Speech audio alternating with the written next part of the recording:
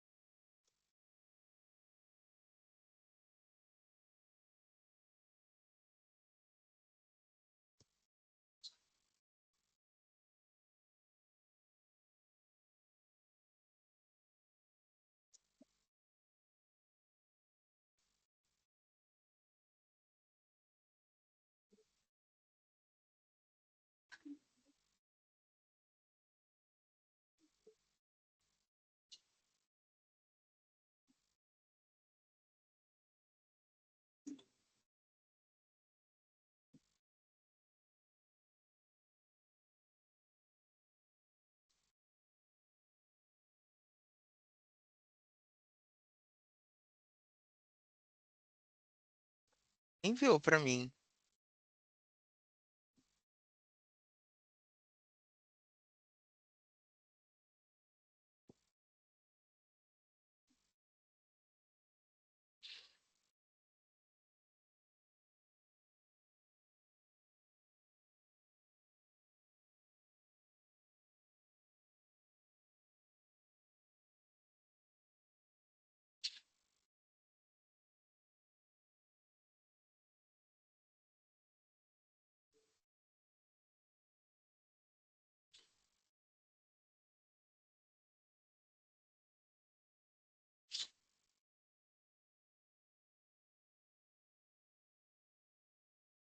Bom dia a todos e todas. Sejam muito bem-vindos e bem-vindas ao nosso webinar. Esse é o nosso Fórum Intersetorial de Acessibilidade e Inclusão. Estamos contando aqui com a tradução em Libras, com apoio da OneSubsea. Eu vou apresentar alguns slides para vocês. Vou só pedir para todos ficarem com as câmeras e microfones fechados, por gentileza. E eu vou apresentar aqui para vocês alguns slides para a gente iniciar a nossa reunião não, perdão, nosso webinar de hoje. Eu sou a Carolina Abreu, sou analista de sustentabilidade aqui no IBP. A nossa área de sustentabilidade, ela abarca vários temas relacionados, então a gente trata desde mudanças climáticas, passando por ESG, a gente também tem uma área de diversidade, equidade e inclusão, que eu tenho o prazer de conduzir essa frente aqui no IBP. Aqui, fazendo uma breve autodescrição, eu sou uma mulher branca, de cabelos longos, loiros e lisos. Eu hoje estou usando uma blusa verde claro, de mangas curtas, mas eu estou com um cachecol, porque aqui no IBP está um pouquinho frio, então meu cachecol ele é estampado, as estampas são pretas, cinza e também um marrom escuro. Eu uso óculos de grau, minha armação ela é redonda, com um tom de marrom mais escuro e eu também uso um headset preto. Além disso, o meu fundo é o fundo do IBP, que vai de um degradê desde um verde até um azul, com a logo do IBP escrito Energia da Evolução. Aqui seguem algumas regras, algumas recomendações para a gente tornar esse webinar o melhor possível, para a gente conseguir ter um aproveitamento melhor possível. A gente pede que os microfones eles fiquem fechados, para a gente conseguir só ouvir quem estiver fazendo o uso da fala. A gente também pede para quem for fazer o uso da fala fazer uma autodescrição. Esse webinar ele vai ser gravado e depois ele vai ficar disponível no YouTube do IBP para vocês terem acesso e também os materiais que forem apresentados hoje, eles vão ser disponibilizados para vocês pelo mesmo e-mail que vocês fizeram a inscrição nesse webinar. A gente também vai contar com a transcrição. Eu vou pedir para a Isabela iniciar a transcrição, eu acho que ela já está iniciada. E também as dúvidas e comentários a gente pede para que vocês coloquem aqui no chat, que a gente, ao longo de todo o evento, a gente vai estar acompanhando. Além disso, a gente está tendo tradução em Libras simultânea, com o apoio aqui da OneSubsea. Eu queria agradecer ao pessoal da OneSubsea que forneceu esse serviço para a gente tornar o nosso webinar o mais acessível possível. Contando um pouquinho para vocês e fazendo uma breve introdução aqui nesse momento de abertura, falando sobre a nossa Comissão de Diversidade, Equidade e Inclusão. Não sei se todo mundo já teve a oportunidade de conhecer, mas aqui no IBP a nossa comissão é uma das nossas fortalezas em termos de diversidade. É como se fosse um grande grupo formado por empresas associadas ao Instituto. São empresas de toda a cadeia do setor de petróleo e gás, e a gente tem ali os mais diversos temas de diversidade sendo discutidos em grupos de trabalho. Então, a gente tem uma comissão, e essa comissão ela se subdivide em grupos de trabalho, onde a gente vai pensando em iniciativas que possam fomentar a diversidade e inclusão dentro do nosso setor. Então, hoje a gente tem grupos de trabalho voltados para as temáticas de gênero, racial e de pessoas com deficiência. E nesse caso, esse webinar eu tenho o prazer de dizer que é uma iniciativa do nosso grupo de pessoas com deficiência. Aqui, só para vocês entenderem, né, eu estou apresentando um slide com várias logos aqui de algumas empresas que fazem parte da nossa comissão. Então, a gente tem desde empresas lá do upstream até o downstream, que fazem parte de toda essa inteligência para poder pensar nessas iniciativas, nessas ações, para tornar o nosso setor mais acessível, mais inclusivo e acolhedor para todas as pessoas. E o nosso grupo de pessoas com deficiência, ele é muito grande, ele é formado por essas empresas e até mais empresas. Eu tenho o prazer de estar ali sempre com essas pessoas, com esses grupos, discutindo sobre as ações. E como são muitas ações pensadas, a gente subdividiu esse grupo em subgrupos para poder focar em ações específicas. Então, a gente tem ali 4 subgrupos pensando em ações, voltados ali para temas como benchmarking, legislação, programas anticapacitistas, qualificação e tecnologia.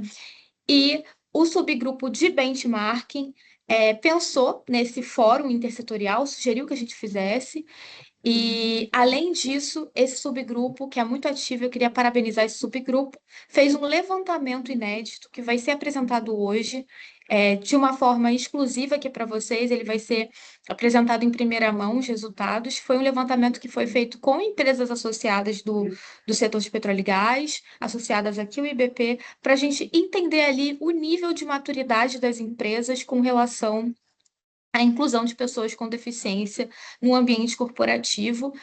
Eu acho que é um levantamento muito importante. Hoje, quando a gente olha ali, quando a gente procura dados relacionados à diversidade, é muito difícil a gente encontrar, e quando a gente procura dados de pessoas com deficiência, é mais escasso ainda. Então, eu acho que esse levantamento ele é muito importante, ele vai ser divulgado na íntegra depois para publicamente, para todas as pessoas terem acesso, e hoje vocês vão ter o prazer de acompanhar alguns desses resultados aqui que a gente trouxe para vocês. Então, essa é a programação. A gente está aqui nesse momento de abertura que eu fiz aqui para vocês. Em nome de todo o GT, de todo o IBP, eu queria agradecer a presença de todos e todas. A gente vai seguir para o nosso painel. Então, esse painel ele vai ter como pano de fundo esse levantamento que vai ser apresentado para vocês.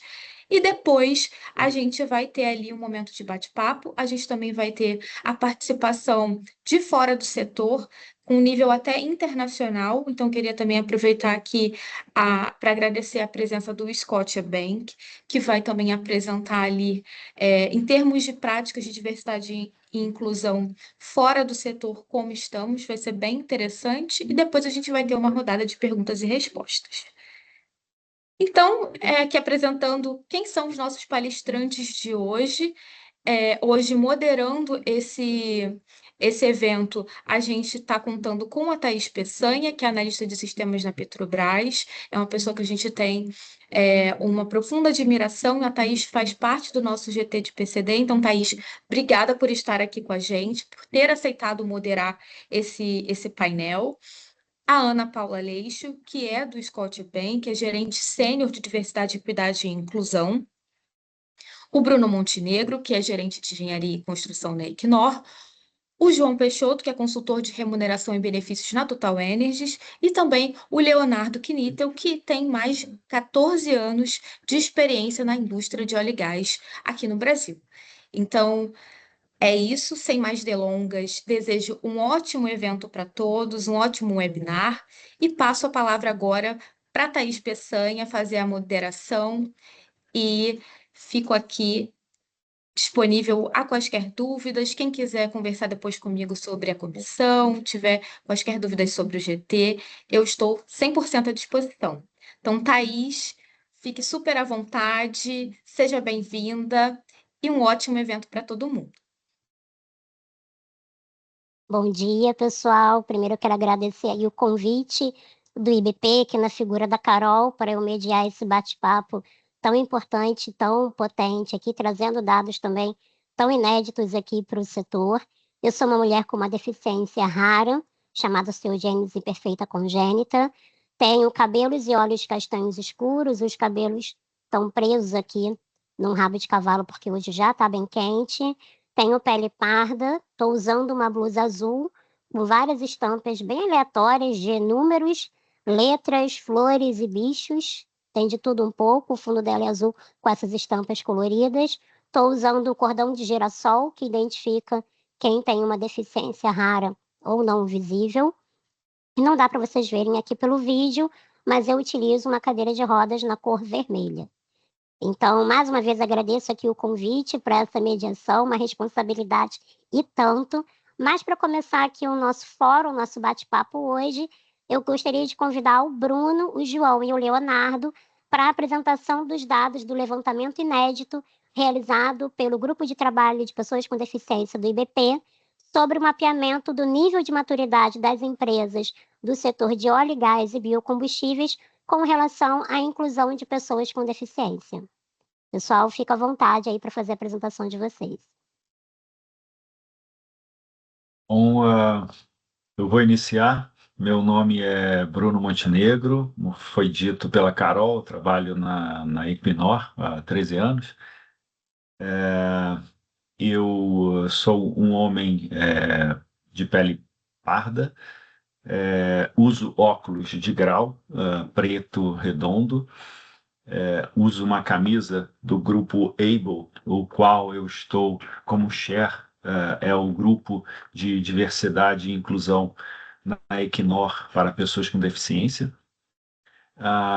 Eu estou com fundo esfumaçado, né? E é isso, eu passo o Léo para fazer sua audiodescrição.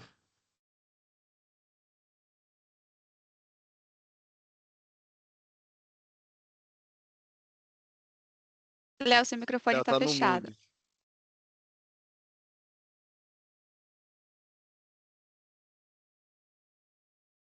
Vocês me veem e me escutam agora?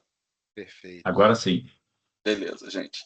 Então, de novo, meu nome é Leonardo Quinita, tenho 45 anos, sou um homem cis, branco, careca, usando barba e bigode, com sobrepeso, mas com bastante bom humor.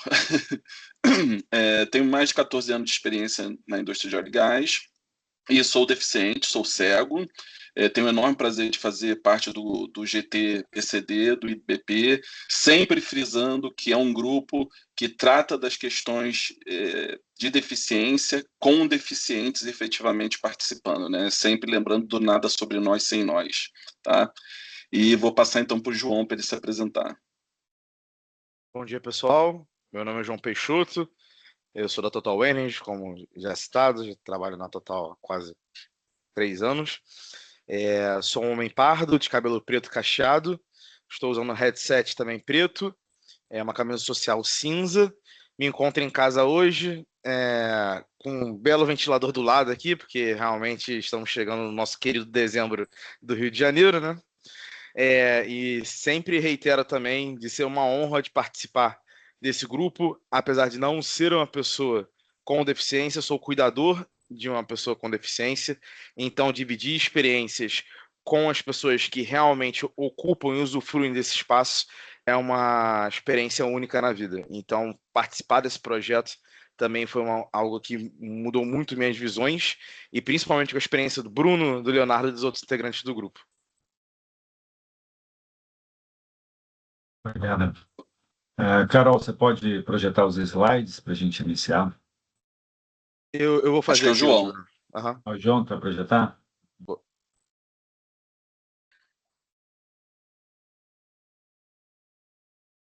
Quando chegar, por favor, alguém me avisa. Já estamos vendo a primeira página. Bom, eu vou iniciar, a gente vai fazer uma apresentação trocando aí as figurinhas, né? Tanto eu, o Léo e o João, e a gente vai fazer a apresentação. Eu vou iniciar com a fala, como a Thaís falou, né? Esse levantamento é um levantamento inédito que foi feito. Como um primeiro levantamento, né? Seu ineditismo tem seus desafios, né? Mas eu acho que a gente tem que ter um start, né? Quando a gente iniciou o grupo de PCD no IBP, isso meados de 2023, a gente fez algumas reuniões e brainstorms para identificar linhas de atuação e linhas principais de temáticas que a gente pudesse atuar, né? E ficou muito claro desde o início que para a gente avançar e entender a pauta, né, relacionada ao assunto de pessoas com deficiência, a gente precisava entender onde a gente estava, né?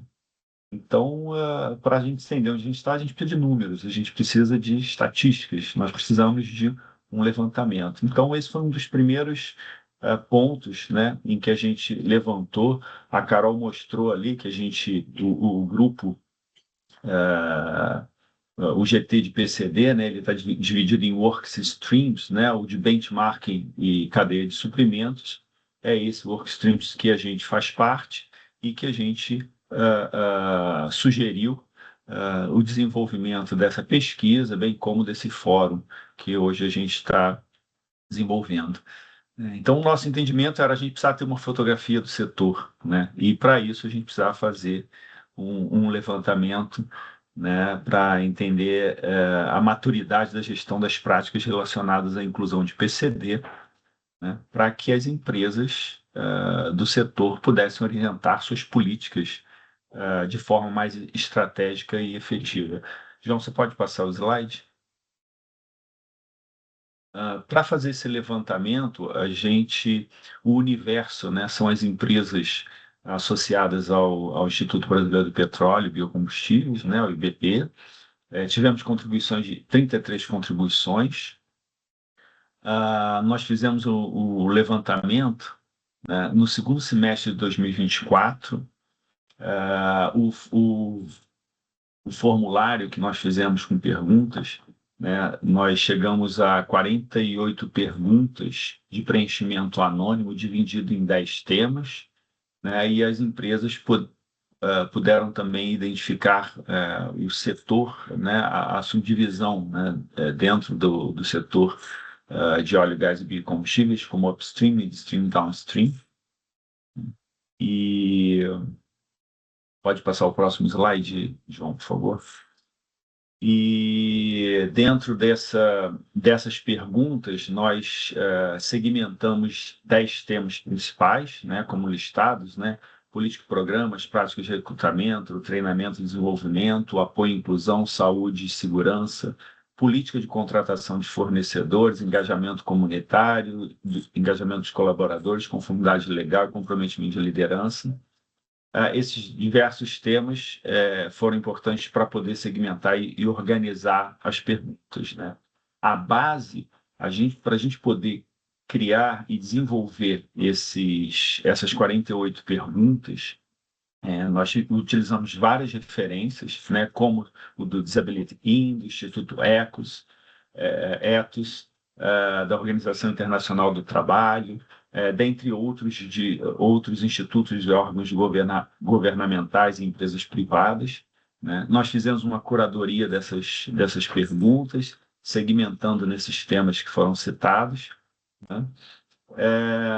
E fizemos a aplicação dentro de um Forms e enviamos para essas empresas, as empresas associadas do IBP, que tem grande relevância no mercado e no nosso setor. Para apresentar os resultados hoje, a gente dividiu, para simplificar, dividiu em 5 grupos principais, né, que a gente vai falar na sequência, o João e o Léo vai falar na sequência sobre política e infraestrutura, recrutamento, desenvolvimento de carreira, financeiro, saúde e segurança. Depois eu vou complementar com outros resultados gerais, né? E dentro dessa pesquisa, né, para a gente ponderar e para a gente avaliar os resultados, a gente utilizou uma média ponderada dentre as empresas respondentes. Tá?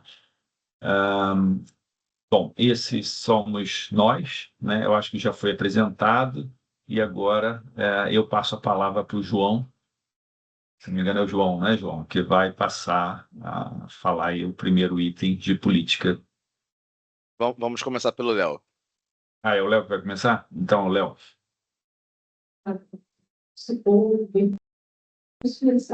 Léo, acho que seu áudio fechou.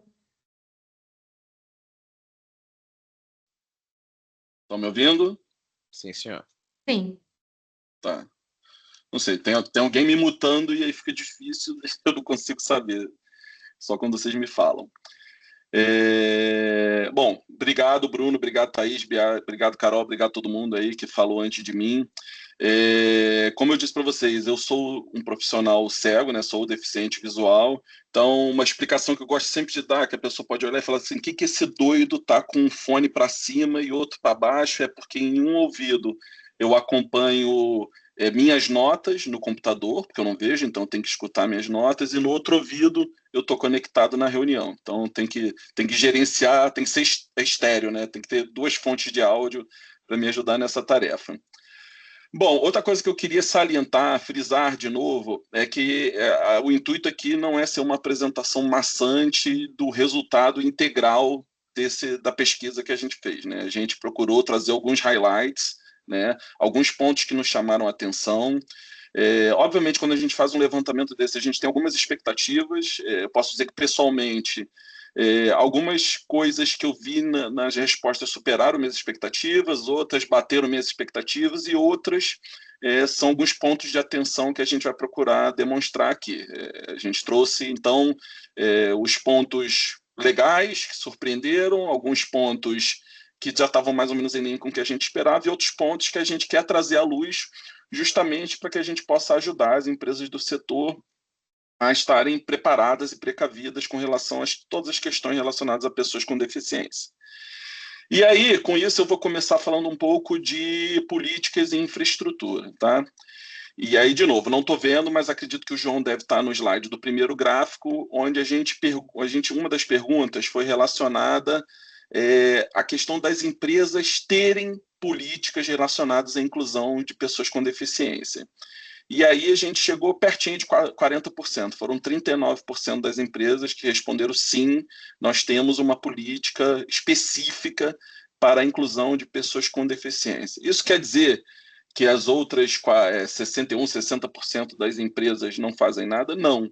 Muitas vezes, algumas empresas têm políticas mais genéricas com relação à inclusão, às vezes não é específica para pessoas com deficiência.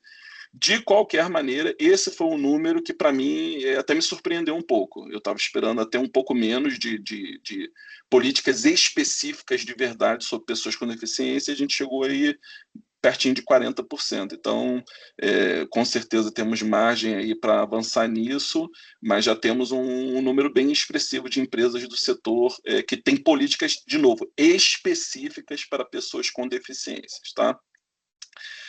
Seguindo adiante, aí a gente pensa assim, tá bom, eu tenho as políticas específicas para PCD, mas aí como é que é a implementação disso? Como é que eu garanto, né? Então, a gente perguntou, vocês garantem essa implementação, essa infraestrutura, essas políticas? Realmente está tudo sendo feito? Você acompanha isso? Você, de repente, tem métricas para acompanhar essa implementação, né? E aí a gente teve 64% das empresas, né, desse universo que a gente pesquisou, dizendo que sim, que tem, que acompanham, que garantem a implementação dessas políticas e da infraestrutura necessária para pessoas com deficiência. Tá? Só um instantinho. Aí, gente, é importante a gente atentar que nesse levantamento a gente buscou muito ter números quantitativos, né, Então, essa questão de percentuais, muitas perguntas de sim ou não, quem faz o quê, mas a gente, pontualmente, em algumas situações, a gente também buscou ter alguns dados qualitativos, né? Para a gente poder justamente pegar alguns bons exemplos, algumas práticas para poder compartilhar. A gente até, vou já me adiantar aqui num comentário, que a gente teve muita preocupação em que a pesquisa fosse anônima, né? Então a gente não faz ideia de que empresas deram quais respostas, anônimo de verdade mesmo.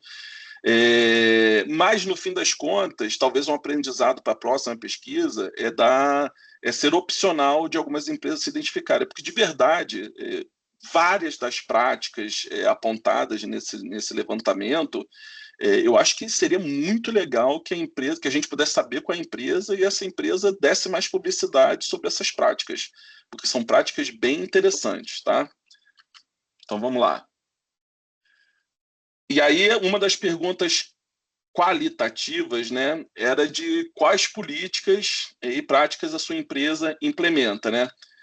Então você tem algumas que têm políticas para adaptar as áreas e as ações da empresa visando as pessoas com deficiência, né?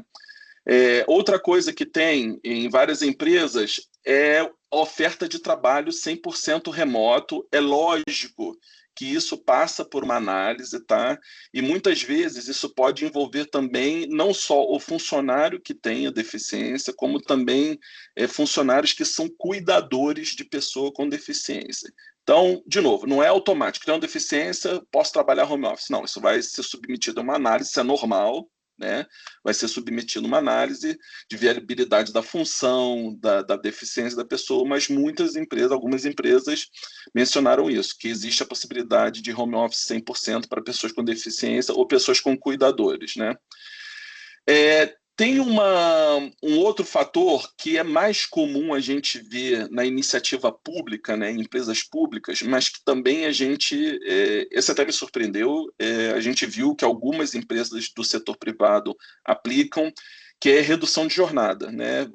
Existe aí a redução de 2 horas na jornada de pessoas com deficiência, reconhecendo que muitas vezes, não sempre, mas muitas vezes a pessoa com deficiência precisa de um tempo maior de deslocamento, precisa de um tempo maior de atenção com questões relacionadas à saúde. Então, de novo, normalmente empresas do setor público aplicam isso mais, mas a gente teve alguns exemplos do setor privado, onde as empresas aplicam essa redução de jornada de trabalho, de novo, mediante análise e tudo, mas existem exemplos. Outra questão é que, por exemplo, uma empresa citou que não tem vaga de garagem para todo mundo, mas dentre as vagas disponíveis, os PCDs com dificuldade de mobilidade, né, com cadeirantes e tal, tem vaga de garagem garantida para poder estacionar o seu carro perto. Então, esses foram alguns exemplos de resultados, né, de coisas que foram mencionadas que a gente recebeu das empresas respondentes. Acredito que a gente muda de slide agora. Já mudou, Léo. Já? Então, aí a gente, na sequência, a gente foi perguntar sobre infraestrutura específica que as empresas têm, né? E aí, pessoal, eu queria chamar a atenção aqui, porque muitas das questões relacionadas à infraestrutura, elas têm previsão legal, ou seja, existe uma lei dizendo que precisa ter aquela infraestrutura X. E muitas vezes é passível de multa se você não está cumprindo aquilo. Então, chega lá uma fiscalização e você não tem uma infraestrutura X, isso é um ponto de atenção que as empresas têm que ter em mente. Inclusive com relação a se atualizar sobre essas questões, porque eu vou dar um exemplo rapidinho, mas vamos lá. Você pega que uma empresa tem lá o banheiro acessível, tá? Beleza. E aí, quem já entrou no banheiro acessível, você sabe que é uma sala ali, um compartimento onde você tem mais espaço, porque normalmente você vai ter que, uma das probabilidades é ter que circular alguém de cadeira de roda ali por dentro. E aí a legislação, além dela falar sobre a obrigatoriedade de ter esse banheiro acessível, a legislação vai falar também sobre especificidades desse banheiro. Então, a altura que o vaso sanitário tem que ter, a altura que barras de apoio. Então, do lado do vaso sanitário, você vai ter barras de apoio na parede para a pessoa poder se apoiar, ajudar, e uma série de outras especificações. E acontece, um exemplo que eu posso dar é que faz algum tempo, por exemplo, a medida de altura das barras de apoio, ela mudou. Então, de repente, você tem aí seu banheiro acessível, tem as barras de apoio, mas não está ligado que houve uma mudança, houve uma atualização na legislação e a altura que essas barras têm que estar para estar em conformidade, né, com a legislação, ela mudou. Então, teria que ter uma adequação ali. Mas aí vamos lá, vamos passar um pouco pelos itens que foram mencionados de infraestrutura, né? Então, a gente tem questão de intérprete de Libras, né? 24% das empresas disseram que tem intérprete ou software para fazer interpretação em Libras à disposição dos funcionários, tá? Questão de rampas de acesso e elevadores. A gente teve 55% das empresas detalhando que tem rampas e elevadores. Lembrando que não é todo escritório, não é toda instalação que vai precisar obrigatoriamente de rampas e elevadores. Se ela tiver ao nível da rua, se você não tiver segundo andar, enfim, isso depende muito de uma análise do local. Normalmente rampas são mais comuns do que elevadores, mas aqui outro ponto de atenção. Eu, como consultor, já visitei lugares onde você tinha, por exemplo, rampas, em todos os lugares.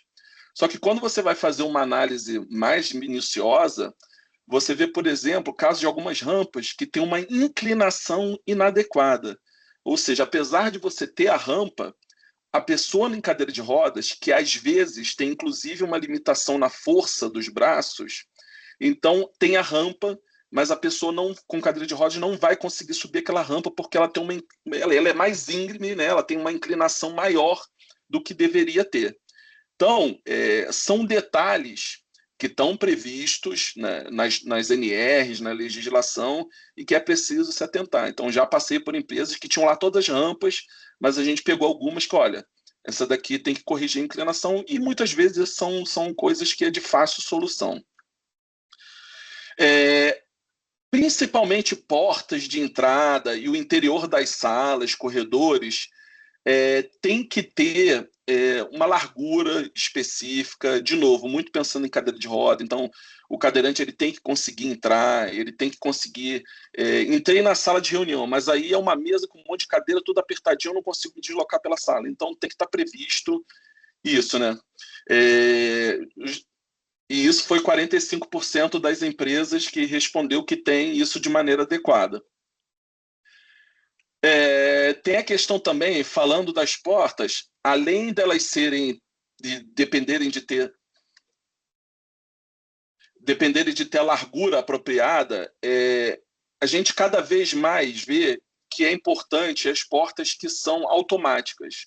Porque, de novo, como eu estava mencionando ainda há pouco, muitas vezes, às vezes são portas pesadas, às vezes o deficiente tem uma deficiência que é limitante na força no braço. Então, a porta automática ela facilita muito. E aí, nesse quesito, foram 39% das empresas que demonstraram ter já essas portas automáticas. Inclusive, a gente teve um exemplo, eu lembro sempre de um exemplo recente, onde uma gestora recebeu pela primeira vez um cadeirante da empresa, e foi nessa hora que ela descobriu que não tinha praticamente nada e correu atrás. Então, hoje em dia, uma empresa que tem portas automáticas tem tudo mais que precisa. Aí, gente, um outro item citado é banheiros acessíveis. E esse foi um dado que eu achava que ia ser maior do que foi. Se não me engano, foram 61% das empresas dizendo que tem um banheiro acessível, né? E aí, isso é uma coisa que, como pessoa com deficiência, eu quero muito chamar atenção para isso. Como consultor, eu sempre digo que nenhuma empresa vai estar 100% preparada para pessoas com deficiência. A gente tem que estar sempre aberto a ouvir, né? Estar preparado para aprender com a pessoa sobre as necessidades dela. Porém, existem questões que, se já não estão atendidas de partida, você já fecha a porta para uma quantidade enorme de deficiências. Então, se a gente pegar necessidades básicas de qualquer ser humano, alimentação e higiene. Então, banheiro é extremamente básico. Se uma pessoa com deficiência não tem condições ou facilidade de ir ao banheiro, aquele ambiente é impossível para ela, porque ninguém vai passar 9 horas, 8 horas de trabalho sem ir ao banheiro. Então, e isso é algo que já existe na legislação, essa obrigatoriedade do banheiro acessível há mais de 20 anos, se não me engano, talvez 25 anos, tá? E apenas 61% das empresas responderam que tem o banheiro adaptado, tá? O banheiro acessível. Eu, inclusive, muito pessoalmente, particularmente, como advogado, pessoa que advoga por diversidade e inclusão, a minha luta é para que todos os banheiros tenham acessibilidade, que não seja um banheiro à parte acessível, tá? Mas no caso da legislação, a legislação só pede que tenha. Então, mesmo que seja o banheiro à parte acessível, estaria valendo para a legislação, tá? E isso é um quesito onde eu, pessoalmente, como consultor, já presenciei aplicação de multa com relação à falta de banheiro acessível. Como eu estava falando antes da questão de humanidade, né? Falei da higiene e alimentação, né? Então, pensando muito também, de novo, no cadeirante, já presenciei, por exemplo, quando você chega em ambientes do restaurante, cafeterias, muitas vezes as mesas são em alturas que não permitem ao cadeirante ter acesso a uma mesa para se alimentar. Então, você chega, às vezes, numa cafeteria, ali numa copa, onde tem aquelas mesas altas, com banquetas altas, ou, enfim, ou tem mesas que têm cadeiras fixas ao redor dela, o cadeirante não pode afastar a cadeira para chegar na mesa, né? E aí, nesse caso, foram mais ou menos 30% das empresas que relataram ter essas mesas em altura adequada. A gente também teve 39% das empresas falaram que tem a iluminação pensada e adequada e adaptável à necessidade de pessoas com deficiência, tá? Então, você tem, por exemplo, pessoas com neurodivergência que podem demandar uma iluminação diferente e outras questões também relacionadas à neurodivergência. A gente também teve 33% das empresas mencionando a telas adaptadas para baixa visão, né? Então, existem equipamentos específicos, adaptações específicas para quem tem baixa visão. A gente também teve a questão mencionada, que foi mencionado por 31%, 21%, se não me engano, das empresas de posicionamento de interruptores, né? Então, isso é muito importante, e isso é um item que muitas vezes é mencionado até por pessoas idosas, ou pessoas que não necessariamente estão enquadradas como pessoas com deficiência, mas pessoas que já têm uma certa idade. Então, por exemplo, eu já passei por estações de trabalho onde você tem tomadas, interruptores disponíveis na altura da mesa de trabalho. E isso facilita muito a vida. Às vezes a pessoa tem a deficiência ou tem um problema de coluna e não pode se abaixar, não pode ir para baixo da mesa para mexer numa tomada e tal. Então, essa questão do posicionamento de interruptores, de tomadas, é bastante relevante também para pessoas com deficiência. Uma outra questão bastante interessante é com relação a emergências, né? Então, 27% das empresas apenas, e esse eu acho que é um outro ponto muito importante de atenção, é que apenas 27% das empresas declararam que têm os alertas de emergência de forma sonora e visual, né? E aí o que acontece? Para mim, que sou deficiente visual, por exemplo, o mais comum é ter o alerta sonoro, né? Então, vai soar ali, eu vou entender que está na emergência e a gente vai fazer os procedimentos de evacuação. Porém, para um deficiente auditivo, por exemplo, se for só a questão auditiva, o deficiente auditivo vai ficar sem a orientação de como proceder, do que está acontecendo, né, ali naquele momento de emergência. A gente até, quando estava discutindo esses resultados, teve um exemplo dentre um de nós, que eu não lembro mais quem foi, mas falando que realmente teve um exercício de evacuação, era só um exercício, mas que a pessoa que era deficiente auditiva não se deu conta de que as outras pessoas levantaram e foram embora por causa do alarme, justamente porque não existia a questão visual também, ou de repente luzes piscando, ou uma luz que fica de cor diferente. Então é importante essa questão também do alerta, especialmente para uma emergência, onde você tem um risco de vida, que isso esteja disponível de diferentes formas para que todo mundo seja contemplado. Eu, por exemplo, já tive a situação onde começou um exercício de emergência e eu estava no banheiro, por exemplo. Então, por mais que você achasse assim, mas o cara que não ouviu, né, que é deficiente auditivo, alguém vai alertar ele, algum colega de trabalho, mas se ele estiver sozinho numa situação, ou numa sala sozinho, numa reunião, ou no banheiro, então precisa de ter essas salvaguardas visuais e sonoras com relação à emergência. E aí, ainda falando de emergência, a gente precisa garantir que essas rotas sejam possíveis para as pessoas com deficiência, né? E aí 30% das empresas mostraram isso, que tem rotas pensadas e adaptadas para pessoas com deficiência. Especialmente em locais mais antigos, isso pode ser bastante dificultado, então é importante prestar atenção nisso. Beleza, eu tenho como alertar a pessoa com deficiência, mas aí, como é que ela vai sair? Se for um cadeirante e pararem os elevadores, tem como descer esse cadeirante pela escada, né? Algum outro tipo de mobilidade. Até eu que sou cego, muitas vezes os ambientes não têm os alertas de degrau e tudo, que é o piso tátil, né, para poder me alertar, então isso pode representar um risco, né? Então é importante ter, tanto no item que eu falei anterior, né, de você pensar no alerta de emergência, mas também em como fazer, e se essa rota é possível, ou se tem planos para mitigar com que as pessoas que têm dificuldade consigam sair, tá?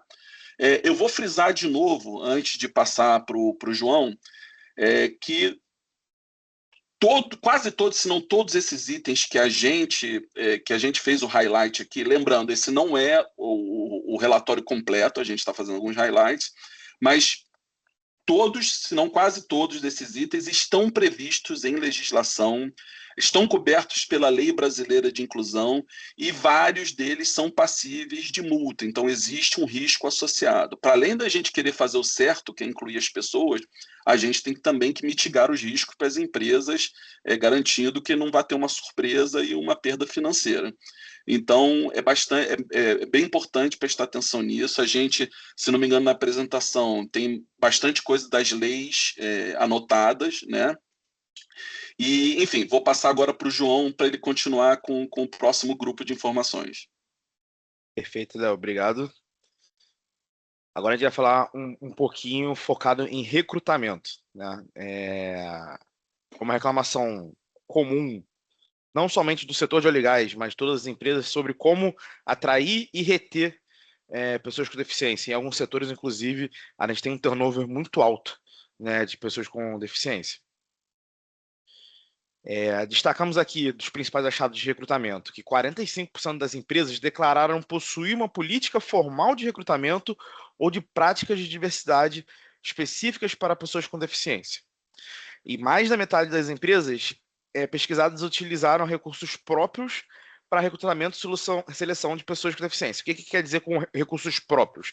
De fato, a equipe interna de seleção, porque muitas vezes utiliza-se consultorias especializadas no headhunting de pessoas com deficiência. Mas muitas empresas ainda não adotam essa prática e acabam utilizando o seu recurso próprio interno ali do recrutamento para poder achar esses perfis. Qual é a questão relacionada a isso? Muitas vezes a equipe não está preparada para poder ter um processo seletivo acessível, né? Assim como o próximo tópico fala, onde 39% das empresas respondentes adaptam seus processos de acordo com a deficiência do candidato. Eu dou um exemplo rápido meu aqui. Uma vez eu estava recrutando para uma posição de especialista numa empresa anterior e era período de pandemia e eu estava fazendo dentro da minha sala de casa. E a pessoa, ela tinha surdez e ela fazia leitura labial. A minha luz estava baixa e eu não tinha o mínimo preparo na época para poder recrutar uma pessoa com deficiência. E não era uma vaga afirmativa para deficiente, mas sim uma pessoa com deficiência que se candidatou, né? E ele pediu para interromper a entrevista para que eu aumentasse a luz da minha sala, pois ele não estava conseguindo ver meus lábios direito na câmera. Destacando a questão sobre a utilização de recursos próprios, o que é utilizado para adaptar o processo seletivo? A gente teve uma parcela muito grande sobre outros. Outros é o quê? Outros tipos de adaptações na quais não foram derivadas, e a gente conseguiu principalmente definir 3 principais, que é tornar a informação acessível para surdos, seja por legenda, ou seja, exatamente em termos de iluminação ou outras práticas adotadas, tornar a informação acessível para cegos, ou seja, com escuta ativa, realizar etapas presenciais de forma online ou mudar o local de entrevista para locais mais acessíveis. Tá? A gente vê que a indústria ela se concentra mais nessa última etapa, né, em 35%, mas também já está adotando alguns outros passos para poder tornar seus processos seletivos mais inclusivos. A derivação, inclusive, do ponto anterior, desculpa, que eu ia falar do outros, é exatamente um resultado desse slide aqui. Indique se um dos seguintes motivos é uma razão pelo qual você não consegue ou não conseguiu contratar pessoas com deficiência.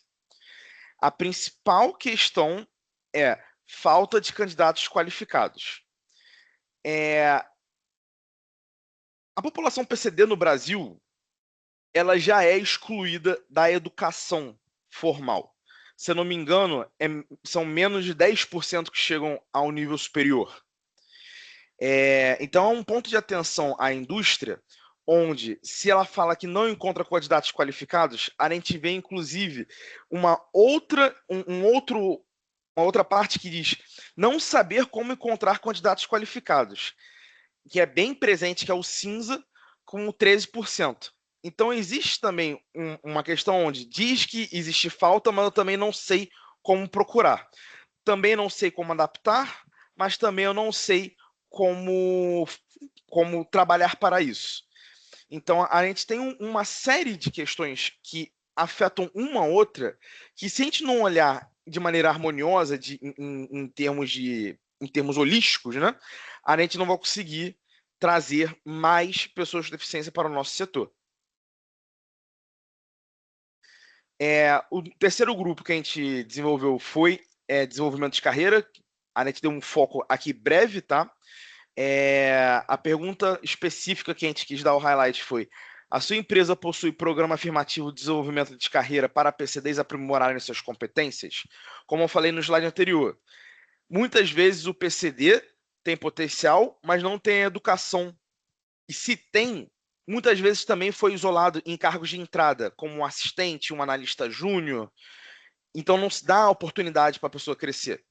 E somente 24% das empresas do setor afirmaram que possuem programas de desenvolvimento específicos para PCD.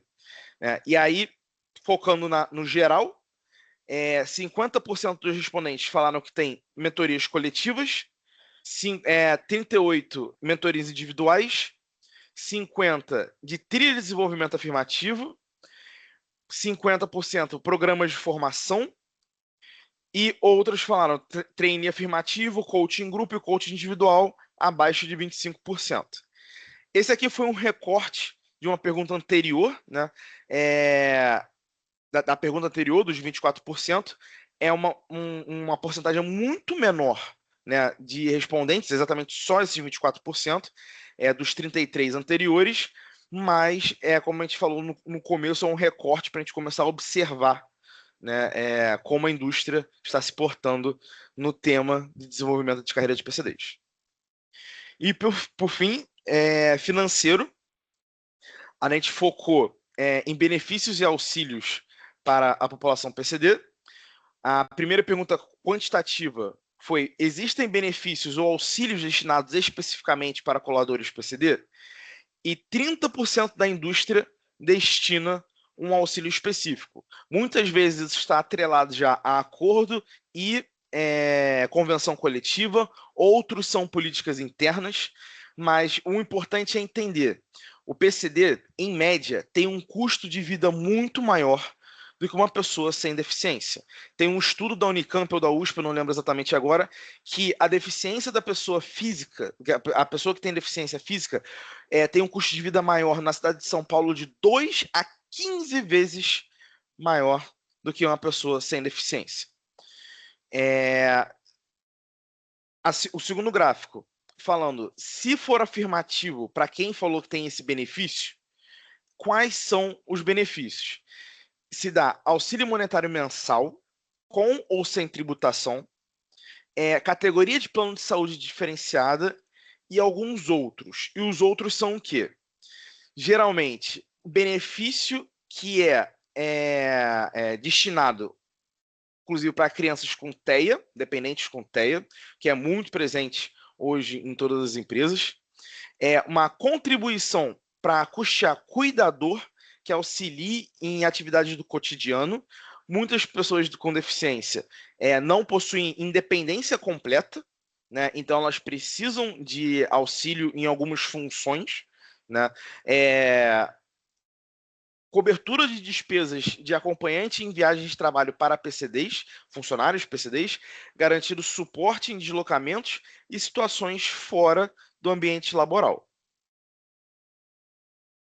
Léo, agora com você de novo, tudo bem? Beleza. Obrigado, João. Gente, Eu só vou pedir, Pode falar, Thaís.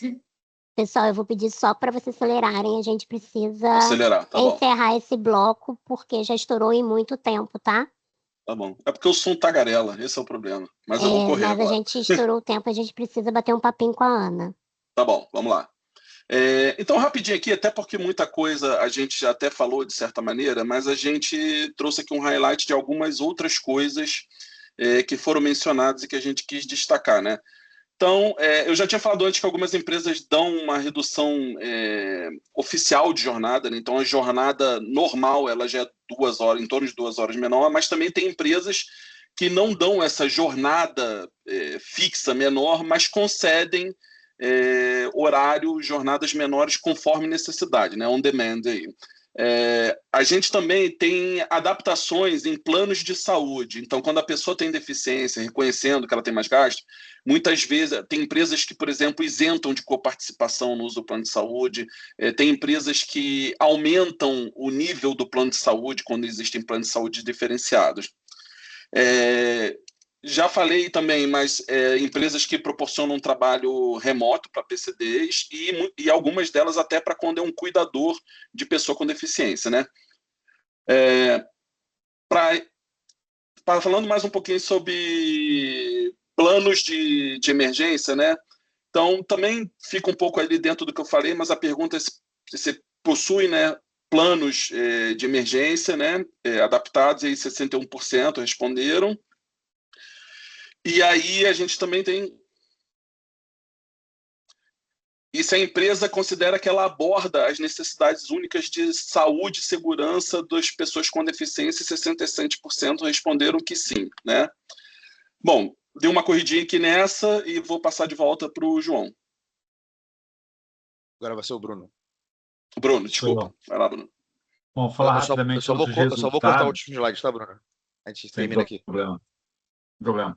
Outros resultados, tá, que foram relevantes a serem destacados, né, praticamente não há política inclusiva de compras para promover a contratação de empresas geridas por PCD ou que empreguem PCD ao longo da cadeia de suprimentos. Então, isso não é um critério que as empresas utilizam para a seleção de fornecedores, né? A parcerias com empregabilidade, né, a gente observou que as empresas, né, no início a gente falou que elas têm dificuldades, né, de encontrar pessoas qualificadas, né? Porém, por outro lado, né, apenas 27% das empresas trabalham com ONGs para melhorar a empregabilidade e 33% se envolvem com organizações ligadas à comunidade PCD.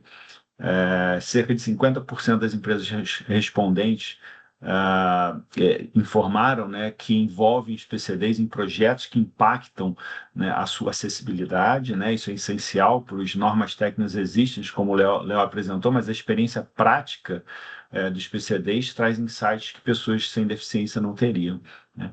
A gestão de indicadores é outro também que foi comentado, né, aproximadamente 50% das empresas coletam e analisam dados sobre a experiência dos colaboradores PCD. E isso é fundamental para a melhoria contínua dos processos, né? Não adianta você implementar um processo se você não mede, né? E auditorias em conformidade, cerca de 45% das empresas realizam avaliações regulares para monitorar o cumprimento de leis e políticas de inclusão. Pode passar o próximo slide, João. E próximos passos, né? Esse foi o primeiro levantamento setorial, então, portanto, a gente não consegue traçar comparações históricas, né? Então, essa é a nossa ambição, que essa pesquisa se torne recorrente, ampliando a sua abrangência, aprimorando a metodologia, em parcerias com institutos de pesquisa e universidades, né? A gente entende que assim a gente pode acompanhar a evolução do setor e apoiar as empresas na construção de um ambiente cada vez mais inclusivo, né? Esse seria o sumário geral. E gostaria de agradecer aí a todos e passar para a Thaís agora para a próxima etapa. Obrigada, pessoal. Pessoal, esse levantamento feito, ele é extremamente rico, extremamente detalhado, ele leva em consideração 10 temáticas, 10 blocos de análises maiores dessas informações, então não tem como a gente passar essas informações todas aqui na live para vocês, porque ia levar bastante tempo, mas vocês irão receber esse material, como a Carol falou, ele vai ser tornado público para todo mundo, para que todo mundo possa mergulhar nesses dados, e a partir dali a gente começar também a propor melhores práticas e programas para o nosso setor, né, para a gente conseguir tornar esse setor mais acessível e inclusivo para as pessoas com deficiência. Obrigada aí, Bruno, Leonardo e João, por esse trabalho tão importante e tão inovador aqui para o nosso setor de óleo, gás e biocombustíveis. Agora eu convido aqui para o nosso bate-papo a Ana Paula, como a Carol já apresentou, né? Ela é gerente sênior de diversidade, equidade e inclusão da Scotiabank, e aí a gente vai fazer uma dobradinha aqui, né? Pensando muito nesses dados do setor, muito nas práticas inovadoras do Scotiabank. Então, Ana Paula, mais uma vez, obrigado aí por você ter aceito aqui o nosso bate-papo, né? A gente sabe que você também está aí no outro local, enfim, conseguiu se ajeitar e a disponibilidade das agendas para estar aqui com a gente. Então, obrigada mais uma vez aí por isso. E aí a gente percebe, olhando os dados aí que foram apresentados pelo trabalho, né, do GT de PCD do IBP, a gente percebe que esse levantamento de dados indica que menos da metade das empresas do setor de óleo e gás possuem políticas estruturadas para a inclusão de pessoas com deficiência, e que o monitoramento dessas ações ainda é bem limitado, embora o comprometimento da liderança seja apontado como um fator crítico para esses avanços, crítico e extremamente importante para que a gente consiga fazer esses avanços. E aí eu te pergunto, como é que a Scotiabank integra essas políticas e programas de inclusão com esses mecanismos de monitoramento e de que forma vocês conseguem fazer esse engajamento da alta liderança para garantir que essa pauta seja realmente efetiva e transversal em toda a organização? Obrigada, Thaís. Olá a todos e todas, bom dia. Bom, como a Thaís comentou, meu nome é Ana Paula Leixa, vou fazer uma breve autodescrição aqui. Sou uma mulher de pele branca, tenho cabelos crespos, castanho claro, estou usando agora um vestido negro, estou conectada do escritório do Scotiabank em Santiago, do Chile. Também passando calor aqui, já estamos começando com a temporada de calor. Eu estou com um fundo de tela de cor mais ou menos cinza claro, quase branco, com o logo do Scotiabank, que é um logo vermelho. Antes de qualquer coisa, eu só queria comentar que eu tenho apresentado alguns problemas de conexão enquanto eu estava escutando a apresentação do estudo, então caso eu congele aqui, esperem um pouquinho que eu vou voltar, mas estou aqui com os dedos cruzados que tudo vai correr bem. Thaís, muito obrigada por essa primeira pergunta. Em primeiro lugar, e antes de entrar na resposta, eu gostaria só de tomar um minutinho para apresentar um pouco o Scotiabank, porque não sei se todos aqui conhecem o banco. O Scotiabank é um banco de origem canadense, nós temos quase 200 anos de história e temos uma forte presença nas Américas, né? América do Norte, América Central, América do Sul, e na América Latina, que é onde é a minha área de atuação. Eu tenho base aqui no Chile, mas coordeno os países da América Latina. A gente está no México, no Peru, na Colômbia, Uruguai, República Dominicana, e também a gente tem uma forte atuação nos países do Caribe. Tá? E no Brasil também temos operações na área de grandes empresas. Aí em São Paulo temos o escritório do Scotiabank. O banco tem aproximadamente 90 mil funcionários, porque além das Américas também temos na Europa, Ásia, Pacífico. Então vocês devem imaginar que essa presença de 90 mil funcionários em mais de 30 países, a gestão da diversidade já é parte da nossa história e é parte do nosso negócio, né?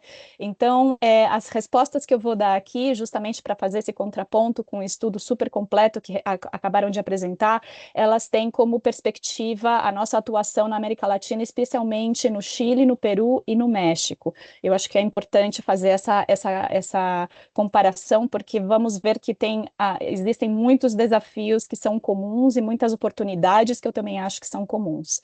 Bom, vamos lá. Respondendo a sua pergunta com relação às políticas, né? No nosso caso do Scotiabank, a inclusão, e especificamente também a inclusão de pessoas com deficiências, é parte já a nível mais macro da nossa declaração e da nossa gestão de direitos humanos. Então, já é parte da alta política do banco com relação a todos os compromissos que nós temos em relação aos direitos humanos. É parte da nossa gestão nessa área. Nós temos uma declaração de direitos humanos que, obviamente, segue os princípios da ONU e também, portanto, considera processos de diligência devida, né? O monitoramento, revisar, como rever os riscos, os avanços que a gente está tendo. Então, quando a gente integra a inclusão como parte da gestão de risco ambiental, no caso, mas no caso social, isso também recebe o rigor e a seriedade que isso precisa ser para monitorar onde estamos vendo as brechas, onde estamos vendo os avanços e como a gente pode continuar desenvolvendo mais e melhores práticas. Então, isso já é da onde parte, né? Além disso, obviamente, temos o nosso código de conduta que estabelece a inclusão como um dos valores, e o código de conduta, por que eu menciono aqui? Porque também estabelece mecanismos de denúncia e reparação. Então, quando você também integra a inclusão, e especificamente também a inclusão de pessoas com deficiência, nesse marco ético da empresa, isso também forma parte da gestão de todo esse ambiente de reparar e de atender todas as necessidades que surjam nesse sentido. Nos países, cada país tem a sua política própria também, que obviamente está muito alinhado tanto com a Declaração de Direitos Humanos como nosso Código de Conduta, e cada país tem a sua política local, porque também atende os requerimentos legais locais. A inclusão também é parte do nosso marco de cultura. Há uns 2 anos atrás, começamos um processo de revisão da visão de negócios do banco e da visão da cultura do banco. Fizemos um processo de consulta exaustivo com funcionários, gerentes, diversos grupos de interesse, e a inclusão foi eleita como um dos valores corporativos que sim tem que estar no nosso marco de cultura.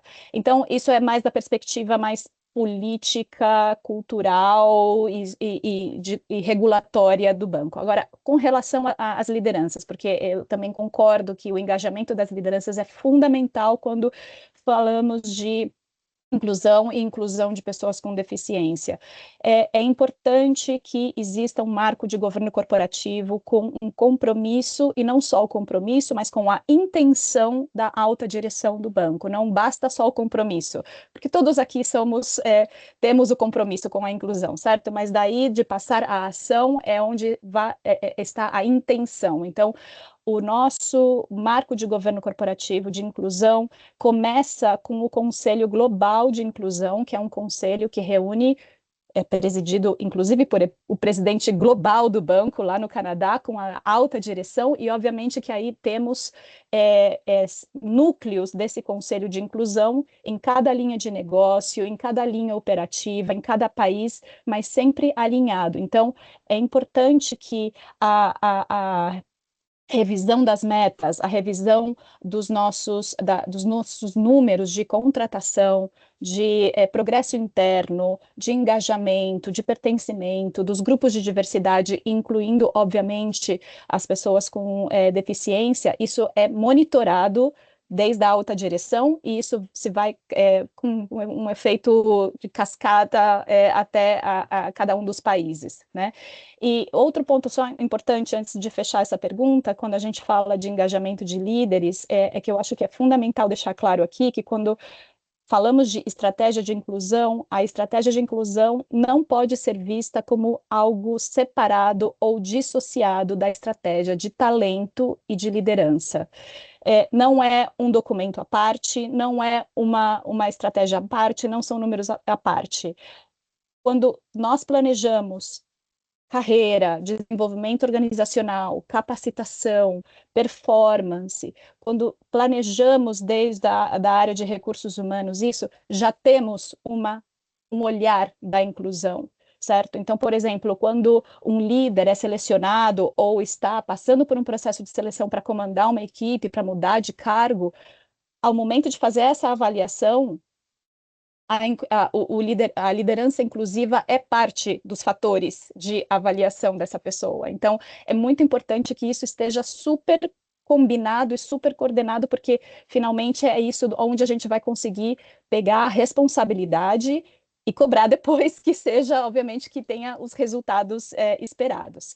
Então, isso é mais ou menos a visão geral que nós temos aqui no banco, com relação tanto às políticas e práticas, como também como fazemos esse engajamento dos líderes no geral, começando pela alta liderança e passando pelo processo de desenvolvimento organizacional, estratégia de talento e estratégia de desenvolvimento interno também. Interessante, tudo muito encadeado, né, para que a gente consiga realmente ter essas políticas registradas, porque isso é extremamente importante. A gente costuma dizer que o óbvio tem que ser dito e tem que ser escrito, né? Tem que estar escrito, tem que estar registrado para ditar os rumos da empresa, mas também a gente tem esse comprometimento da alta liderança, que vai tornar todas essas políticas de fato efetivas no dia a dia com o seu grupo, né? Então, muito interessante. Exatamente. Essas práticas aí do banco. Pessoal, o chat está aberto, tá? No sentido de escrever. Vocês podem, por favor, ir colocando as suas perguntas aí, que ao final a gente, né, vai fazer algumas perguntas aqui para todo o grupo que está fazendo parte desse fórum. Queria aproveitar aqui também, agradecer a presença do Nelson Narciso, que é o chair da ROG-I de 2026. Então, obrigada aí pela presença, Nelson, seja muito bem-vindo. Vamos continuar aqui o nosso papo. A gente observou também que no setor de óleo e gás, pelos levantamentos aí que a gente deu uma olhada, principalmente na parte de recrutamento de pessoa com deficiência, enfrenta ainda muitas barreiras, né? Então, tem as questões relacionadas à falta de candidatos qualificados, e isso aí dá um outro case de estudo à parte, porque é uma frase muito mais complexa do que por si só, do que a gente fala ela aqui. Isso vai desde questões sociais que impactam, né, nessa questão da qualificação adulta, adaptações físicas e desconhecimento sobre necessidades específicas. E aí, no caso de vocês, quais são os principais desafios enfrentados pelo banco no recrutamento de pessoas com deficiência e como é que vocês estão fazendo para superar esses obstáculos relacionados à acessibilidade física e digital? Perfeito. Bom, também gostaria de tomar um minutinho antes de entrar na resposta, gostaria de compartilhar alguns números aqui também para botar em contexto a região, né? De forma geral, na América Latina e de acordo com os relatórios de inclusão da CEPAL, menos de 50% das pessoas com deficiência participam do mercado de trabalho e a maioria faz no setor informal. Nos países onde eu estou trazendo essa perspectiva, que é Chile, Peru e México, só alguns alguns dados para também começar a entender como temos desafios muito comuns, especialmente a partir dos números que já compartilharam anteriormente aqui. No Chile, por exemplo, 17% da população tem algum tipo de deficiência. Existe uma lei de contratação que exige às empresas cumprir com 1% de contratação, e atualmente as empresas estão ao redor de 1,8%. No entanto, apenas 4 de cada 10 pessoas com deficiência atualmente no Chile têm emprego remunerado. Também temos uma brecha de educação. As pessoas com deficiência têm, em média, 3 anos menos de escolaridade que a população em geral. No Peru, tem algum áudio Tem algum áudio de vazando. fundo aberto.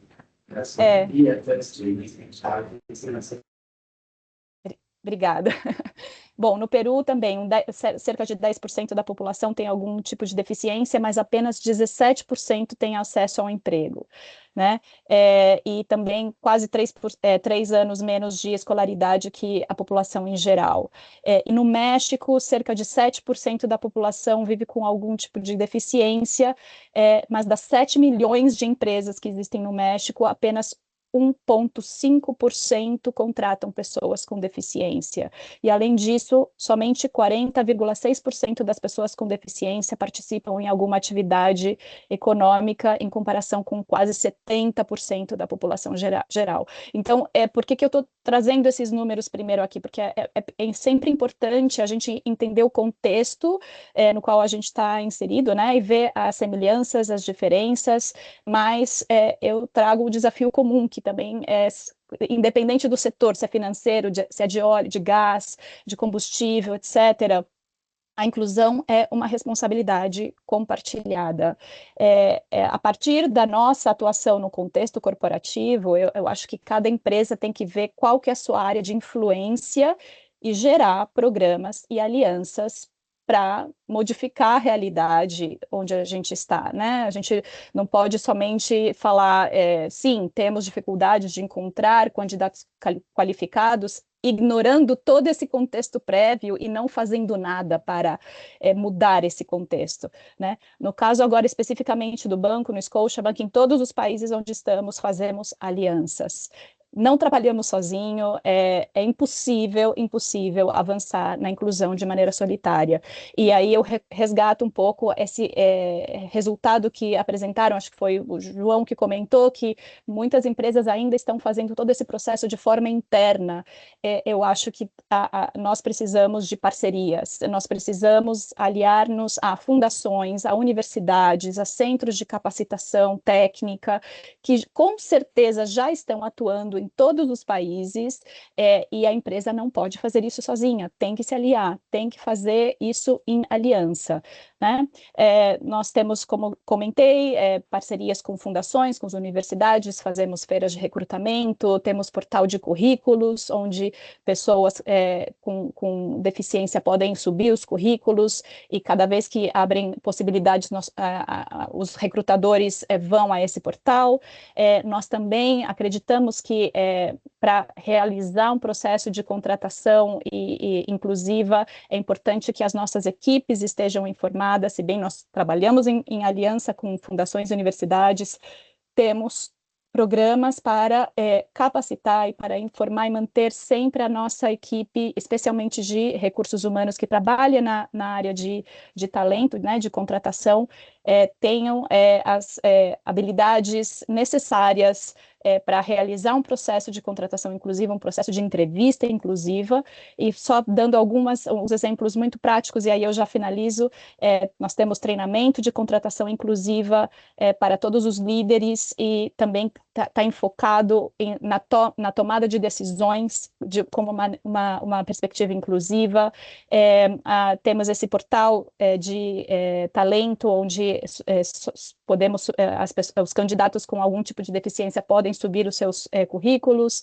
Temos diversas iniciativas de conscientização e educação acessibilidade digital, nós entregamos capacitação em acessibilidade digital para todos os funcionários, para que possam ter habilidades mínimas e manejar e gerir, desculpa, às vezes tem umas palavrinhas em espanhol aqui, básicas, né, mas muito necessárias no processo de interação com alguma pessoa com deficiência, especialmente na apresentação, reuniões, documentos acessíveis, e também durante todo o processo de entrevista e de postulação de um candidato, os candidatos recebem informações sobre o nosso programa de acessibilidade e de adaptação no lugar do trabalho durante todo o processo. Então, se um candidato ou candidata precisa de algum tipo de ajuste, algum tipo de acessibilidade, ele pode solicitá-lo em qualquer momento da contratação, já seja na primeira entrevista, no primeiro contato,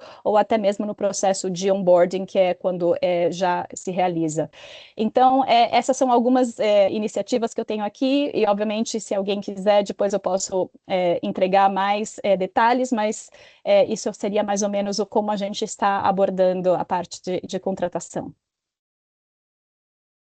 É muito interessante que você trouxe um ponto que é a questão dos aliados, dos parceiros, né, de todo esse setor que está à volta, né? Hoje em dia já existem empresas especializadas no recrutamento e na retenção de pessoas com deficiência, então tem toda uma estrutura até mesmo de acessibilidade já preparada para receber toda essa diversidade de candidatos e candidatas, né, que podem vir, assim como também saber onde encontrar essas pessoas, né?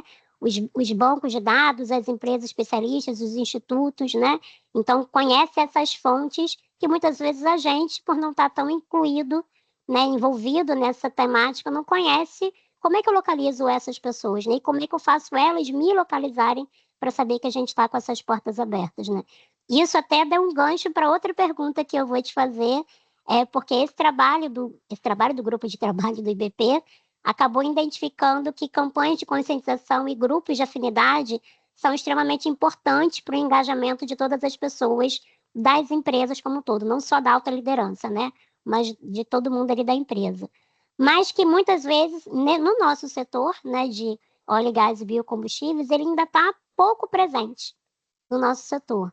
E aí, como é que a Scotiabank Bank tem trabalhado no engajamento dos colaboradores e das colaboradoras em relação à inclusão de pessoas com deficiência, especialmente por meio, não sei se vocês fazem campanhas de comunicação, se vocês também trabalham essa figura de grupos de afinidade ou outro tipo de ações de sensibilização do grupo.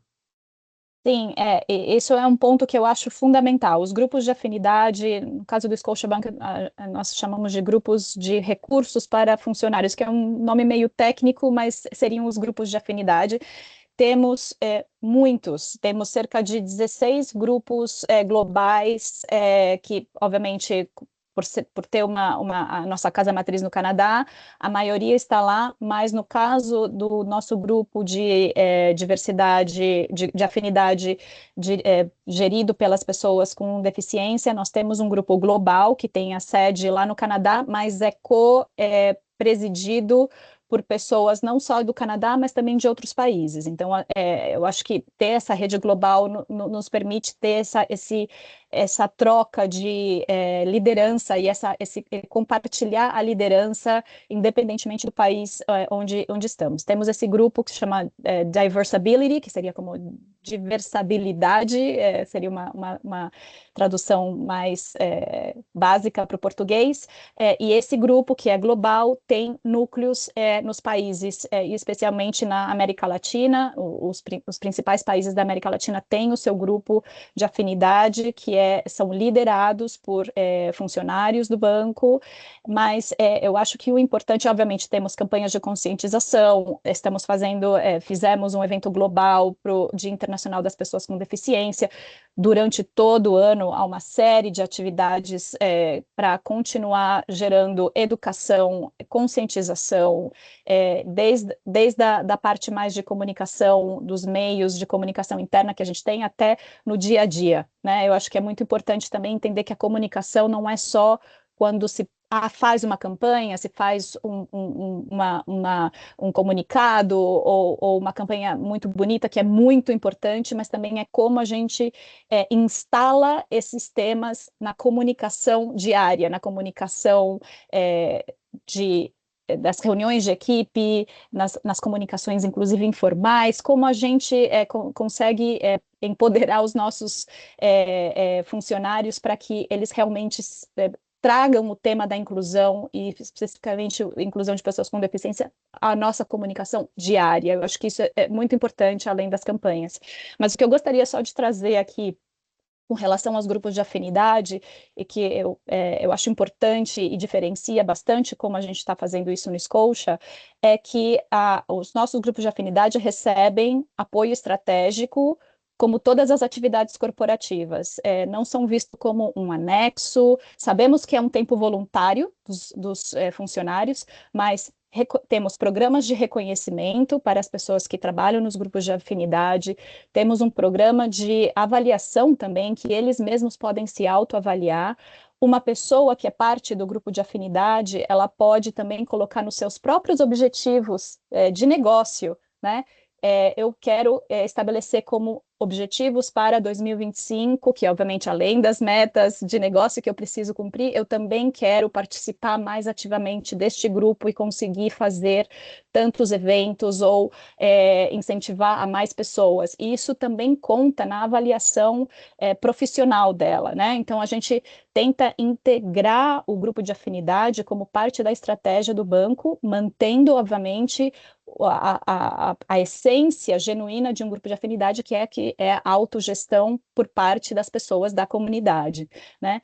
E também é importante dizer que nos países da América Latina, os líderes dos grupos de afinidade, eles sentam à mesa no Conselho de Inclusão do país. Então, temos o Comitê de Inclusão de cada país, onde se veem as metas, o progresso, as estratégias. Os líderes dos grupos de afinidade estão na mesma mesa porque é onde eles têm a possibilidade de influenciar, eles têm a possibilidade de receber retroalimentação direta por parte dos líderes, eles têm a oportunidade de propor, de dar a opinião necessária em representação à sua comunidade, né? Então, eu gostaria de falar isso, que é muito importante. Eu acho que é um mecanismo fundamental para qualquer empresa pequena, grande, multinacional, nacional, ter esses grupos de afinidade, mas que eles devem ter um tratamento tão estratégico como qualquer outro departamento ou qualquer outra área na empresa, e receber o apoio necessário e ser visibilizado e ser reconhecido também dentro da atuação da empresa. Perfeito, Ana. Isso realmente é importante, né? Olhar para esses grupos de afinidade, ou seja lá o nome que a instituição der, né, para esse grupo de pessoas ali, de características identitárias semelhantes em volta, né, de um prol, mas é olhar esse grupo como grandes parceiros para o desenvolvimento de programas, de ações, né? E você tocou num ponto extremamente essencial. As campanhas são importantes, meses como esse em que a gente para conversar, né, sobre a pauta são extremamente importantes, mas a inclusão você faz no dia a dia, né? Ela é diariamente, é nessa Exato. comunicação de rotina, como você mesmo comentou, e isso não depende só da autoliderança, isso depende de cada um e de cada uma de nós também. Então a gente também tem que puxar para si o nosso papel nesse contexto da inclusão e sempre pensar, estou incluindo o meu colega com deficiência, eu poderia tratá-lo de uma forma melhor, eu poderia trabalhar o meu projeto, as minhas iniciativas de uma forma que abarque um número maior de pessoas, que eu comunique para um número maior de pessoas com mais facilidade. Então, isso também passa muito pela gente, pelas nossas ações individuais, né? A gente está aqui para 4 minutos para terminar. E aí eu queria perguntar para a Carol se a gente tem alguma pergunta aí no chat, Carol, para a gente fazer tanto para os meninos do grupo de trabalho que apresentaram os dados, como também para a Ana. Temos perguntas? Temos sim. A gente tem uma pergunta aqui da minha xará, Carolina Gil, e ela perguntou especificamente aqui, eu acho que a pergunta dela é direcionada ao levantamento. Ela colocou assim: Bom dia, gostaria de saber se fizeram um levantamento sobre a quantidade de pessoas com deficiência a bordo. E se fizeram, quais as deficiências mais comuns. E ela ainda adicionou também, ou se sabem de alguma política ou iniciativa que leve pessoas com deficiência para embarcar. João, Leonardo ou Bruno, vocês tirem 0 em 1 para responder. Vamos tentar ser breve para a gente tentar fazer mais perguntinhas, porque o tempo nosso A acabando. E gente, galera, não vão embora, tá? A gente no final quer tirar uma foto com todo mundo, de câmera aberta, se possível, quem se sentir confortável. Então dá tempo de dar uma penteada aí no cabelo, vamos se preparando para a gente tirar aquela foto bem bonita, histórica aí. Vai, Léo. a gente não focou especificamente, a gente não teve uma questão específica sobre o trabalho offshore, né? Até porque, de novo, o nosso universo era upstream, midstream e downstream. Então, a gente queria que fosse o máximo de perguntas que fizesse parte do universo dessas três categorias, né?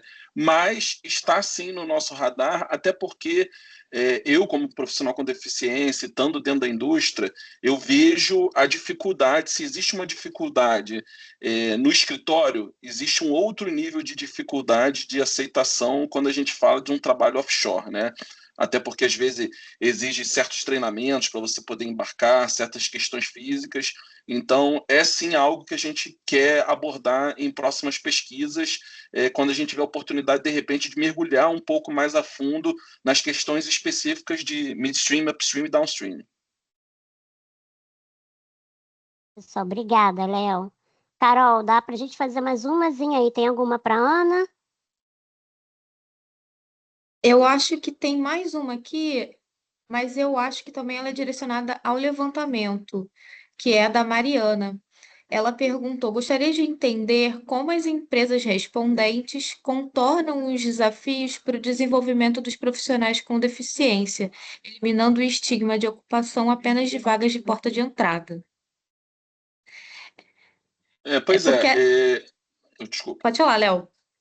Não, eu só ia falar que, assim, o nosso grande foco nesse levantamento, como a gente falou no início, ele foi majoritariamente quantitativo, né?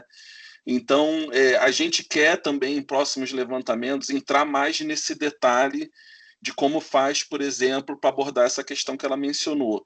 Mas, nesse primeiro momento, de novo, a gente quis muito fazer algo que fosse mais quantitativo, que fosse de mais fácil compreensão de sim ou não, tá? E, de novo, que abrangesse midstream, upstream e downstream. Mas está no nosso radar, sim, em próximos levantamentos, a gente começar a pegar os específicos, até a gente já buscando fazer ações para influenciar nesses específicos aí. Carol, eu até já aproveito essa mesma pergunta, a gente falando aqui de pegar boas práticas e boas referências, pergunto para a Ana, como é que o Scotiabank está fazendo nessas questões de desenvolvimento dos profissionais com deficiência para eliminar esse estigma de só ficar em ocupação de cargos de entrada e não chegar, por exemplo, a um cargo de alta liderança? Obrigada pelo gancho, Thaís. Eu acho que o principal disso é ter os dados necessários para poder fazer as ações necessárias, né? Então, a gente monitora muito como está a participação em cada um dos níveis, né? E a partir disso, a gente vê onde estão as brechas, se tem alguma área que tem mais ou menos, se tem algum nível de cargo que está mais ou menos. E a partir disso, obviamente, a gente pode fazer ações mais dirigidas, por exemplo, se alguma área sabemos que tem um potencial tremendo para desenvolvimento, se faz um trabalho, nós temos, e isso também fazemos em conjunto com o mesmo grupo de afinidade do banco, desenvolver um programa de mentoria especificamente para os colaboradores, os funcionários com deficiência, que tenham essa possibilidade de progressão na carreira, e sempre isso ir medindo. Eu acho que é fundamental. A base tem que ser saber medir para saber onde estamos progressando, onde estamos avançando e onde estamos ficando estancados, que é onde finalmente vamos ter que voltar a atenção. Do Se eu puder monitoramento, complementar, né? Que a gente conversou na primeira pergunta. Exato. Desculpa, só para complementar um pouquinho, chovendo no molhado talvez, mas a Ana trouxe um pouquinho de dados de educação e é muito importante bater nessa tecla. é preciso se qualificar. Se, por um lado, a gente quer chegar em cargos, em posições de mid-level, de upper level, a gente precisa estar qualificado para tal. Então, algumas vezes a gente sabe que é muito difícil essa qualificação, mas ela é precisa, a gente precisa, pessoas com deficiência precisam se qualificar justamente para que seja justificável essa ascensão. Às vezes existem muitas reclamações com relação à diversidade sobre você estar fazendo aquilo só para cumprir uma diretriz, ou cumprir uma cota, ou cumprir uma ordem. Então, é preciso que a gente esteja qualificado, que a gente esteja apto realmente a alcançar essas posições.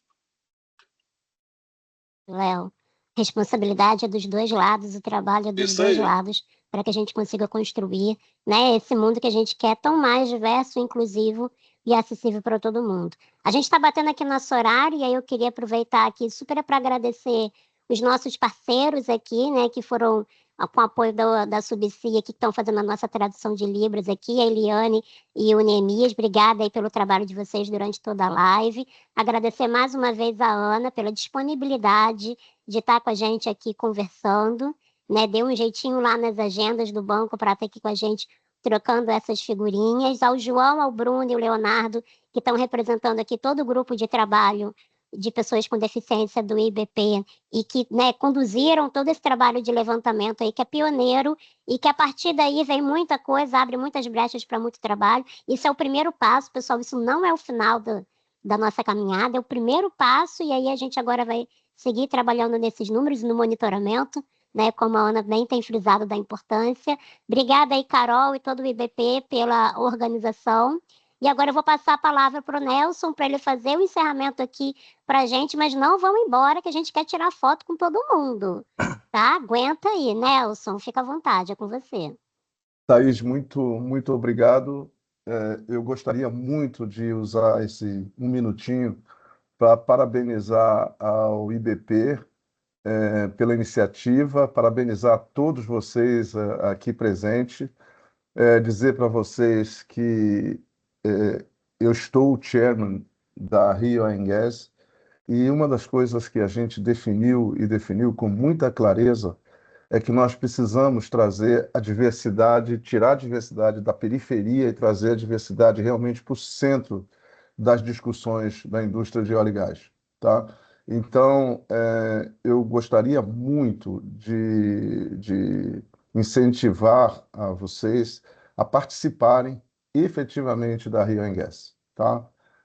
Nós temos um eixo bem específico que trata de pessoas, sociedade, e que ali está o núcleo, vamos dizer, da tratativa de todos os aspectos de diversidade, e a gente quer tratar a diversidade na sua forma mais ampla que seja possível, né? A diversidade de raça, a diversidade de gênero, a diversidade de PCD, a diversidade de etarismo, todas as formas de diversidade. E muito claramente nós temos conversado sobre isso. Nós não queremos tratar a diversidade tão somente no eixo da diversidade, mas nós queremos ver a diversidade perpassando todas as atividades da Rio Oil and Gas, tá?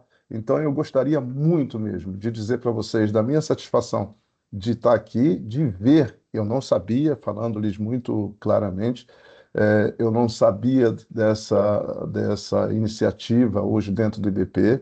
Eu sei que tem uma iniciativa muito rica no IBP que trata da questão racial, né?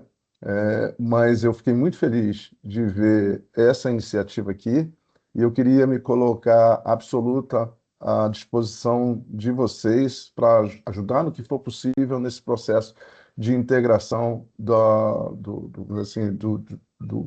das pessoas com deficiência para o meio, bem para o centro mesmo da Rio Oil and Gas. Era isso que eu queria falar, e agradecer e parabenizar com muito, mas com muito eco, com muito som mesmo, bem alto, dizer para vocês obrigado, porque nós precisamos disso, né? O nosso país precisa disso, a nossa indústria precisa disso, E nós, como pessoas, precisamos disso. E precisamos estar juntos e atuando como parceiros nesse processo. Muito obrigado, era isso que eu tinha para falar para as senhoras e senhores, tá bom? Obrigada, Nelson. A gente super conta com seu apoio para fazermos a próxima Arena da Diversidade da Rio Gás mais potente ainda e no ar-condicionado. Não, Nosso disso, pleito. ó, Thaís, disso eu te afirmo com a mais absoluta certeza. A primeira ação ao chegar na ANP é essa situação que nós estamos vivemos na ROG do ano passado, de uma série de ajustes e arranjos com o melhor das boas intenções, precisamos tratar dela. Então, nós vamos estar no Rio Centro, num ambiente que vocês podem ter certeza será um ambiente muito adequado e muito acolhedor para todos nós. Tá bom? Conta com a gente aqui com esse grupo de trabalho para fazer Ó, essa ROG bem acessível e bem inclusiva para todas as pessoas que estiverem visitando todos os estandes, todos os fóruns e não só isso. a Arena de Diversidade. A gente se coloca à Exatamente. disposição para Exatamente. contribuir. Tá, eu não Obrigada sei, aí. só para fechar, eu não sei se tem previsão de outro encontro, mas eu gostaria muito de participar e vou solicitar ao pessoal do eixo de pessoas e sociedade que também participem, que também tomem a exata noção desse trabalho que vocês estão aqui fazendo, tá bom? Temos sim, a Carol tem a agenda aí, ela faz essa interlocução para chamar para a nossa próxima reunião, né, Carol? Carol Com resolve isso certeza, daí. não. Tá ótimo. Não, eu fico muito feliz de saber do interesse, então eu queria agradecer aqui em nome do GT de PCD e com certeza eu vou mandar a nossa agenda de reuniões para que vocês estejam sempre com a gente, construindo o ano de 2026, que com certeza vai ser um ano muito importante para a gente.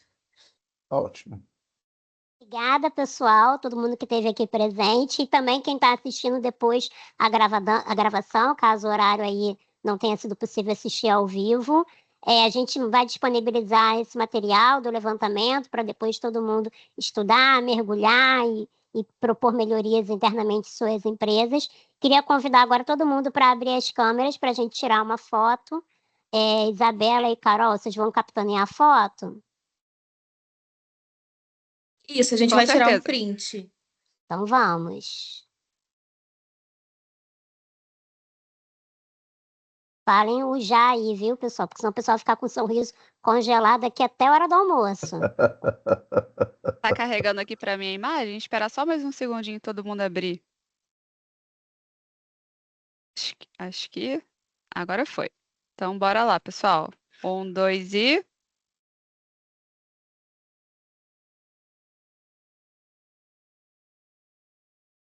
Congelamos.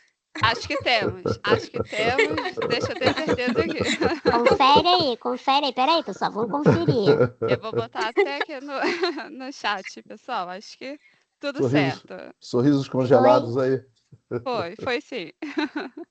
Obrigada, pessoal, mais uma vez. A gente se encontra no próximo fórum e outros eventos aí organizados pelo IBP. Então, contem com a gente aí para construir essas empresas mais inclusivas e acessíveis para todas as pessoas em 2026. Um bom dia, boa semana, bom almoço para todo mundo. Obrigado. Obrigado, gente. Tchau, pessoal. Muito Tchau, obrigada. Tchau, pessoal. Muito Muito obrigado, obrigada. pessoal. Tchau, tchau. Um abraço, pessoal. Um abraço, pessoal. Obrigada, bom dia.